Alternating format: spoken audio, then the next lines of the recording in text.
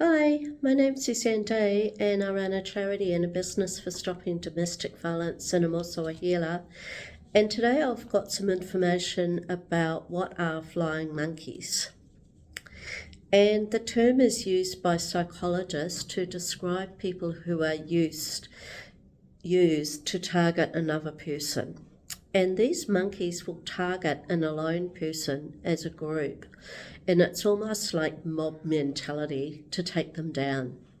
And usually all at the same time, or it can even be 24 hours a day until the person is broken and unable psychologically to get up again. And this is bullying at its worst, and it's very shameful behaviour. And the goal of the group of monkeys is to break the person's spirit or to even get them to suicide so that they take their own life. And this behaviour needs to be shown for what it is, which is really bad abusive behaviour, and it's nothing to be proud of. And if you've done this to anyone, then you need to hang your head in shame and to do some inner work on yourself before you actually hurt another person. And flying monkeys are order followers, and they cannot think for themselves or connect with their instincts in any way. And they need to feel into their heart for what action they need to take. And the poor victims of this abuse will feel unsure, overwhelmed, and confused, and not sure of what's really going on or why they're being targeted by others. And often there will be no good reason for them to be targeted except for jealousy and a very insecure person who's organised all of this. And this person needs to work on their issues. And this type of treatment is abusive and controlling, and it's using ill intent on anyone, and it will not end well for anyone that's involved. And flying monkeys can pretend to be your friends, but the truth is they're not your friend, but they're actually your enemy. And what they are is a scared, frightened bully, 100%. And they don't care about justice or doing what's right for anyone. And they may want you to submit to their whims, but don't. Don't you dare. You need to stand in your power and stay strong. And only cowards behave in this way towards another person.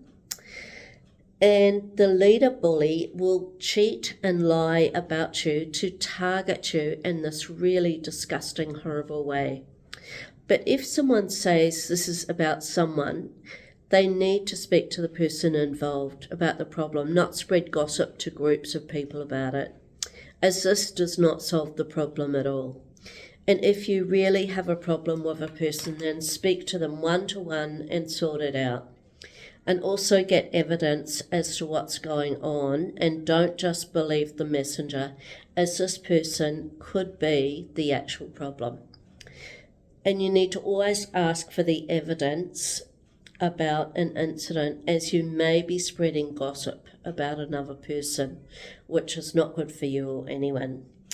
And we need to fight our own battles, not fight them with a group of people who are actually bullying one person.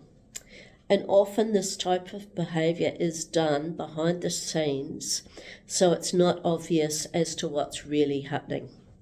And any time you make another person lose, this is not good for you, and you may be the one that actually ends up losing everything.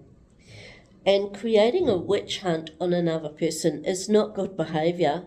It's very abusive, and this is like domestic violence on steroids or from a group of abusers. And the fact that no one actually stood up and said, hey, this is not right, but just joining in with the bullying is actually shocking behaviour to me. And sometimes the lead bully or narcissist behind this will be paying people to abuse the victim. And this is like a criminal offence that they're committing. It's really abusive. And when you look back on your behaviour, you need to look at, do you feel bad for how you behaved? And if you do, then you need to do some work on that, and you need to work on doing better next time. And always forgive yourself for your past mistakes that you make and try to learn your lessons from this. And you might spot some patterns or beliefs that you have that you need to change or update. And the silly thing is that if these people spent this time working on their own issues, they would find their own gifts to use in the world. And they would not need to worry about what anyone else was doing or had, or they would be in financial abundance, and they'd be so busy working on their goals, their own personal goals, they wouldn't have time for this. And it's also really bad karma to do this, as one of the spiritual laws of the universe is that what you do to another person always comes back to you in some way in the future.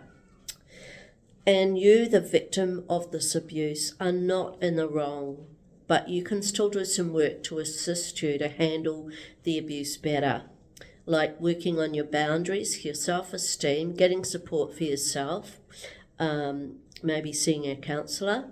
Working on your wounds means that you have healed the situation and will not attract this kind of thing anymore, as you're actually in a higher vibration, and then you won't attract it.